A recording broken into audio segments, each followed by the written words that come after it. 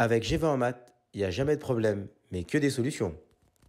À travers cette vidéo, nous allons voir ensemble comment déterminer à l'aide de la calculatrice le déterminant d'une matrice et plus précisément en utilisant la TI 83 Premium CE.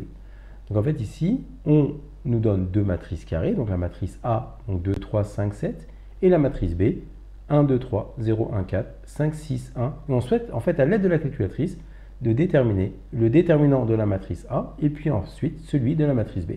Donc la première chose que nous allons faire, c'est de remplir, en fait d'intégrer les matrices dans la calculatrice. Donc on va sur la touche matrice, on va dans Edit, donc matrice A, c'est une matrice qui a deux lignes, donc on met 2 ici, puis 2 colonnes.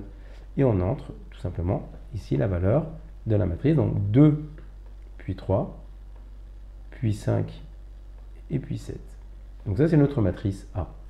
On fait la même chose pour la matrice B, donc on appuie sur matrice, on va dans la touche Edit, on prend la matrice, on met entrée pour B, et ensuite il y a une matrice qui a 3 lignes, 3 colonnes, donc on mettait 3 ici, et 3 lignes et 3 colonnes. On entre les valeurs, donc 1, suivi de 2, suivi de 3, donc 0, puis 1, puis 4, puis 5, puis 6, et puis 1.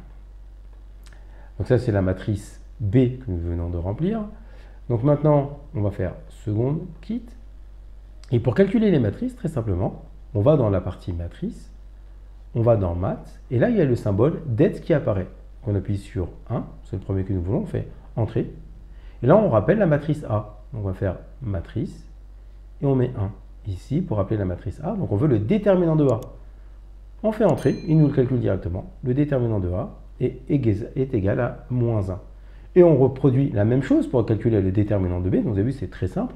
On va dans matrice, on va à droite pour maths, on met petit 1. En fait, on appuie sur entrée pour choisir det.